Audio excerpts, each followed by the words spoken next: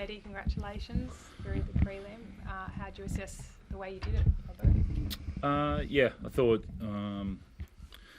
the couple of front rowers set the tone from the start, along with this guy next to me, and I thought it was I really enjoyed the start of the game. I think it was 6-0, probably up until around 20-25 minutes. There was some good long periods there, and then got some rewards on the back end of that first half.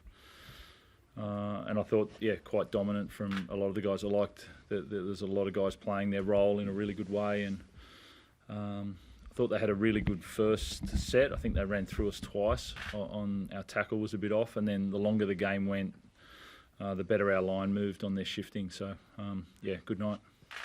What was key to having that physicality on point tonight? What did you say to have them so dialed in? We trained pretty hard this week, which you don't usually do in semi-finals. And the boys handled it really well. And then, obviously, Jared and Victor coming back in set a tone as well about the way they play the game. But I thought a lot of guys were really hard to tackle tonight in the way they carried and also tackled well. So, it's a slight shift in mindset there. You mentioned Teddy, game 250. Yeah. Where does this one rank? I was trying to think about that not long ago. Just it was incredible. Like, he made a decision how he was going to play tonight, and he's not you won't see any difference in him from week to week. Teddy just sort of you guys get to know him, but he's underneath. He's quite shy, and so therefore he doesn't really say too much, or he's not going to say, I'm going to do this. He just but somewhere during the week he made a decision, and he's been playing like that all year, but that was another level up tonight. That was exceptional. Teddy, you loved being asked about the milestone earlier in the week. I'll ask again now. I know you didn't want to reflect on it earlier, but just this sort of performance, how proud are you on such a big stage to play like that? Yeah, it was really nothing different from me all week, just that usual preparation I do, and I know if I do all the prep I need to do, I can just go out and enjoy my footy and not have to think too much. And in big games as well, it was just about enjoying it, getting the boys ready around me, and I thought everyone did their job well and allowed me to just play footy, and that's pretty much what it was. Just enjoy myself. Robbo, I didn't get the segue right yesterday, but his housemate Victor Radley came off after 30 minutes. Is that right? Luckily for ex-housemate, that's Maria would not accept. No, would not accept Radley. Apologies to that would not go down well. He was. He's pretty key inclusion for us. And the work that he had to do.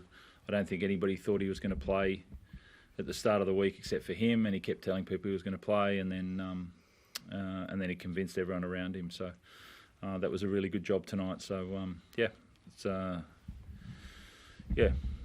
Missed how we wanted to play week 1, improved on week 2. So, looking forward to next week. What do you think of Sandon Smith's involvement tonight and the week that he had internally? How was he? Really good. Senior players and myself supported him. I know there was a fair bit of commentary about him at the start of the week. And so for a young guy, I thought he handled it really well. And he got the building blocks right of the game, so it was a nice game. Robert, was it a bit of a statement in the way you guys played, do you think, to some extent, given there has been a bit of talk about you guys in the last couple of weeks, and obviously since the blows and last week's result? Do you feel like you guys made a statement that you're still a genuine threat in this competition tonight? We need to continue to make that. We're not going to be doing cartwheels tonight and sprouting who we are. We need to make that next week, and so really proud of the way they handled the week. They're really proud of what we did, but we need to go and do it again next week. Have you already addressed that? Do you have to have that conversation straight after a game like this? You guys are really happy. Obviously, it's our last game out here for this year, so I like the way they celebrate that and celebrate the wins. But as I said, no one was over the top. Everyone was quite focused on good performance. There's a happiness there, but then there's also a focus on what we can do and getting ready for next week. I know it was 1 minute the way you guys won the game physically and controlled the ruck there, but Did you guys connect better this week, do you think, than you have in the previous few since those blows, like just in attack? Yeah, I think so. Different opponent. I thought we were moving pretty well there last week. The longer the game went, but there was a little bit. I mean, obviously the first try was a good example of what Rads did. Ted jumped, but if he missed it by a little bit more, if someone didn't move like that, so that's the importance of having the inclusion of some of those guys. How important is it that you do that again next week with having those guys running at angles and playing off those offloads and things like that to break down the Storm defence? Yeah, there's they're there for a reason. There's all respect to them, and we need to take a breath, and then we need to get ready to go up a gear again, and so that will take. That's in our game already, so it's not about planning that. It's about creating a platform that's going to offer those opportunities. Are you pleased to have the chance to go back down there after the way that I suppose that game finished last year? Yeah, that was a tough finish last year, but you don't carry the weight of that. It's a brand new year. We get the opportunity after a while, a few years, to play in a prelim, to play in a grand final. So that's enough reward for us. So looking forward to it.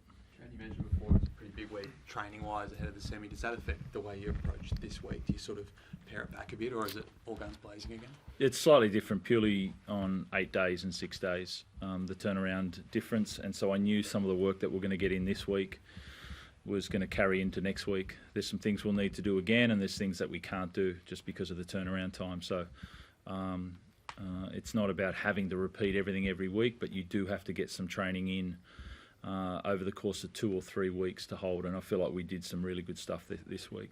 Robbo as well, he was limping a bit at the back end, didn't take that penalty goal. How's he doing? Yeah, I think it was a cork. I think both him and the other guy that got a cork, Sandon, also took the kick at the goal.